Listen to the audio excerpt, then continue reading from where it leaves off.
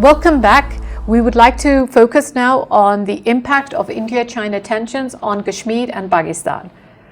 So Sardar Sahab, tell me, what do you see as the most direct impact of this on Pakistan and Kashmir? The most direct impact is that Kashmir has been further internationalized. Every Indian leader, from Pandit Jawaharlal Nehru to Narendra Modi, have been striving to project the Kashmir issue as a domestic issue, as an internal issue. But because of this confrontation and standoff, Kashmir has been further internationalized. The world has noticed that here there are three nuclear weapon states which are involved. You know that Ladakh is part of the Jammu and Kashmir state, and last year when India announced that it would rescind Article 370 and Article 35A, that altered the situation. But that was not all. I mean, this was illegal invasion, occupation of the territory, but in addition to that, on October the 31st last year, they announced that they had divided the territory into two parts, Ladakh and Jammu and Kashmir, and designated them as union territories. What does that mean? That means that they would be ruled directly by Delhi. And this was not acceptable to China because they too have their claims on Ladakh. And India has its own claims on Aksai Chin. So I would say that the world became more attentive. The international media, which was not paying attention to the region because of the COVID-19 pandemic, became alert and communicative on Kashmir once again. So this is the direct impact. And everybody is worried. I mean, if you talk to foreign interlocutors in London or Paris or Washington, the first question they would ask about the region is the impact of this standoff on Kashmir, because they know that the key cause, the root cause of all the turbulence and all the tensions is the non-resolution of the Kashmir dispute. It's interesting when you say the internalization, the Kashmir has been internationalized, but you must have seen the recent new domicile procedure 2022 being introduced by the Indian government in J&K, under which 32,000 applications were received since May, and 25,000 of them have been approved, and J&K civil servants can actually be penalized if they don't process the application within 14 days. So clearly the demography of the J&K is being changed. Yes, you're absolutely right, because these are the steps that India has taken, and this is colonialism, this is foreign rule, foreign occupation, this is import of Hindus from all over India and settling them in Kashmir with a view to changing the demography. Now, this is also a crime against humanity. This is a war crime. This is ethnic cleansing. This is genocide. And we were not getting the attention of the rest of the world. But now, because of this standoff, the world is looking at this aspect of the Kashmir dispute also, because India wanted to commit all these crimes under the cover of COVID-19. And now the world, as I said, is more attentive. And we have this new space which we can use.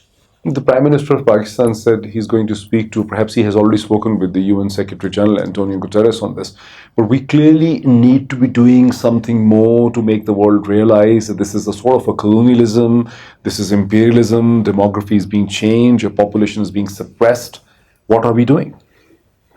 Well, of course, the Prime Minister has spoken to the United Nations Secretary General, the Foreign Minister has sent his communications to the President of the Security Council and the United Nations Secretary General.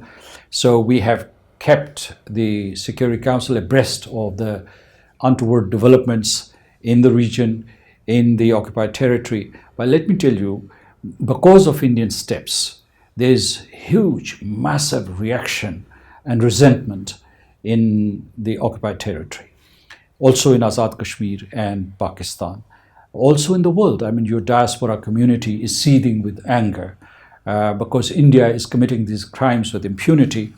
Now, let me tell you what is happening. This place is already perilous, and you see more radicalization of Kashmiri youth, and that's why the occupation forces are targeting Kashmiri youth, and every day they gun down these Kashmiris in fake encounters. I foresee more militarization and more radicalization of the Kashmiri youth. So the risk of a war increases. And that's why I said that it has assumed an international dimension. If there is a war between India and Pakistan, and if it escalates... Is there a serious possibility of that in the coming weeks? Yes. I'll remind you that before this China-India standoff, the military commanders, the intelligence commanders, and the political leadership of India had met, and they had concluded that they would take some step against Pakistan, against Azad Kashmir or Gilgit-Baltistan, or accelerate their proxy wars inside Pakistan. Now, those plans are either being executed, like the Karachi Stock Exchange, or they are in the pipeline. So we've been talking about a false flag operation, but there could be something more sinister. We should be prepared for that. And let me also tell you that because of India's humiliation vis-a-vis China, in order to divert attention, they might do something against Pakistan, Azad Kashmir and Gilgit-Baltistan. And I'm sure they're doing that. So, but the real risk is that you can't contain a confrontation between Pakistan and India to the conventional level. It can escalate to the nuclear level, to the strategic level, but India at any moment. India can't start a two-front war. It's already in a war right now with China. So what is the actual reality to it opening up another front? And how would it benefit? Well, in fact, this new development with China has exposed India's cowardice. Even before this clash with China, their army chief had said some time ago that they do not want a two-front scenario, right, because this would drain their energies, and this would be a challenge for their armed forces, and that's why he was appealing to the whole of the state or whole of the government approach, and he was appealing to the diplomats to step forward and bail them out and sort of avert a situation where they have to fight two hostile neighbors. And let me also point out, this is very interesting. Last year when China objected to India's repeal of Article 370 and 35A, after that China took this huge step of taking Pakistan to the Security Council, or taking the Kashmir issue to the Security Council. So you saw this diplomatic alignment between Pakistan and China. It was very visible, and it roiled India. And it surprised many of the permanent members of the Security Council. Now this time, when China has taken this decisive, visible action along the line of actual control, you see a military alignment between Pakistan and China. This is significant. So, and these alignments scare India. They can't fight even what do you mean one by enemy, alignment? one armed forces. I mean, let me tell you. What is alignment? Yes, they can't fight Pakistan alone, because, as I said, that they do not have the capability. Look at their military history.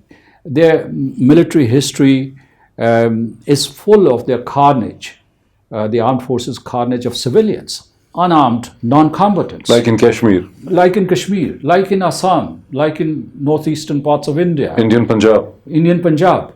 They have never fought an equal and won. They are not battle-hardened. I mean, but they say they're very battle-hardened as compared to Chinese. I don't think this so. Is the Indian argument. China has never fought anyone. And China would not fight a war with India, because China doesn't consider India to be an equal. And there's this Chinese military philosopher or expert centuries ago, millennia ago. His name is Sun Tzu. And he said that you should win a war without fighting. And this is precisely what China is doing today. The Indian defense analyst, very respected defense analyst, Praveen Sahni, I think his name is, He has suggested that in Pakistani and Chinese militaries have developed interoperability in the sense that they practice together and they have a greater ability to work together. I mean, is this what you mean by alignment? Yes, that's true at one level, at the purely military level, because we've done joint exercises inside China. We have done joint exercises in Pakistan. And all three forces have participated in these exercises. We know the Indian command and control structure. It is weak. The structure is wobbly, and the armed forces morale is very low. Let me also tell you that even if hypothetically there was a conventional war between India and Pakistan and it did not escalate to the nuclear level, we will win hands down because of the terrain, because of the morale of the people, because of the sense of outrage that is there due to the actions that India has taken in Jammu and Kashmir.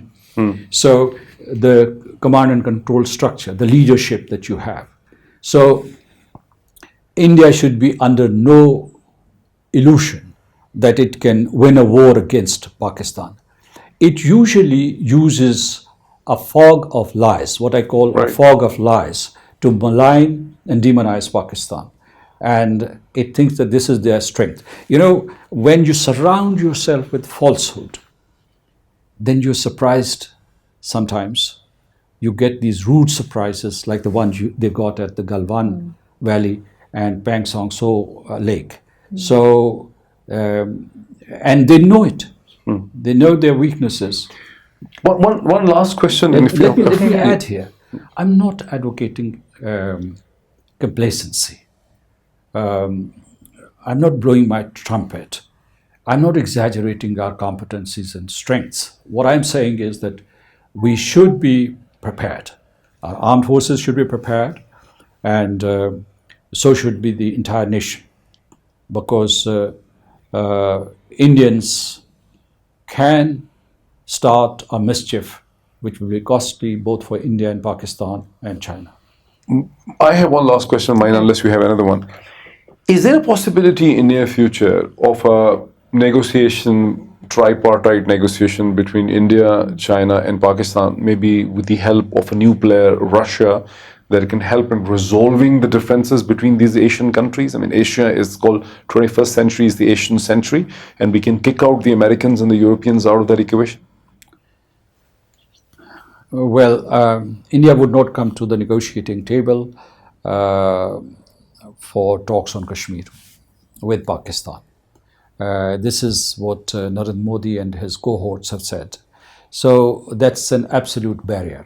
We would also not like to enter into negotiations with India because of what they have done in Kashmir, because they have changed the parameters, the basic dynamics of the Kashmir dispute.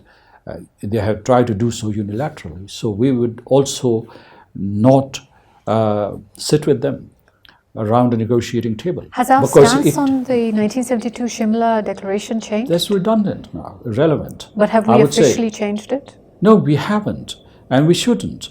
Why should we take the blame? But I would say that Kashmir has been internationalized and multilateralized. Let's not bring it back to the bilateral level, because bilateral negotiations have been a mirage, and they've been counterproductive, and India has been using them as a tool to perpetuate its occupation of the Jammu and Kashmir territory. So I think that we have this new space in international domain. We should use it and not lose it. So, Mr. President, are you then suggesting the situation is so hopeless that we cannot now engage India in diplomacy in Kashmir in any way? We would like to use the full potential of the United Nations and all multilateral institutions. But you said that United Nations, no, but you briefly said that. But I said that we will keep going back to them, because that is an international platform relevant to the Kashmir dispute, and we will continue to use it. Second, we are also ready for third-party mediation. But that's what I suggested, that could Russia play a role? I'm not so sure about Russia, but what about the Nordic countries, for instance? Or President Trump had offered to play a role, but that didn't seem very substantive because it was more cosmetic in nature. But I think that as Kashmiris, as the people of Pakistan, we are ready for diplomacy. So any form of diplomacy. But I think that the starting point should be, for that diplomacy, the starting point should be the United Nations Security Council resolutions, because after prolonged deliberations, these conclusions were drawn and they should not be set aside. This is number one. Second is that Kashmiris should be associated with any diplomacy on Kashmir, directly or indirectly. They're representatives from Azad Kashmir. But what is our and from Jammu and message Kashmir. in this situation for the Kashmiris that have suffering, that continue to suffer for the past several decades, and the brutality is increasing? The message is one of hope, of strong resolve, that we will triumph and that we will realize the right to self-determination for the people of Jammu and Kashmir. Let me pay a tribute to the people of Jammu and Kashmir. Despite India's oppression and despite brutalization of the people of Jammu and Kashmir for the past 7 decades, and despite so many sacrifices, 500,000 Kashmiris have given their lives for freedom and liberty. What is the They spirit of the haven't Kashmiri? capitulated. They Sorry. haven't Okay. capitulated. Right. We So, will not capitulate. We will not give up. And we will continue this struggle, which is a legitimate struggle. And I must also add that Kashmiris are the bravest people on earth, because you go to Africa, you go to other parts of the world where there are conflicts, usually you have a combat or confrontation between armed groups. But here in Kashmir, in the occupied territory, you have 900,000 troops deployed by India, Rashtriya Swayamsevak Sangh and Bharatiya Janata Party, to brutalize the people of Jammu and Kashmir. And on the other side, What is the you spirit have on ground 230 right or now? 300 so-called militants. what's the spirit on the ground in the Kashmiris after these tensions There's now? massive resistance, but there's also strong resolve that they would not let Indians occupy their land. They would stop this land grab, and they would not let them rob their jobs and livelihoods and businesses. Sardar Masood, thank you so much for your time today. Thank you. Thank you. So thank you. It has been a pleasure talking to you. Thank you. Thank you, Mr. President.